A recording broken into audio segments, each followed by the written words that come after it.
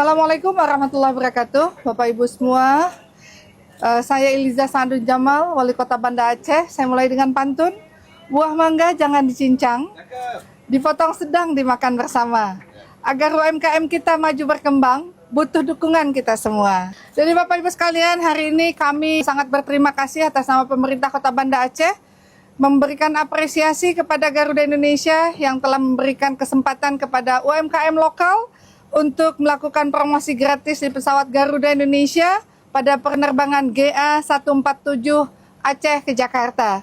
UMKM lokal yang hari ini dilibatkan terdiri dari Kopi Sera Aceh, Mochicha, Parfum Nilam Aceh. Dan pemberian elemen of surprise ini akan terus dilanjutkan pada kesempatan lainnya. Selamat jalan, mudah-mudahan selamat sampai ke tujuan.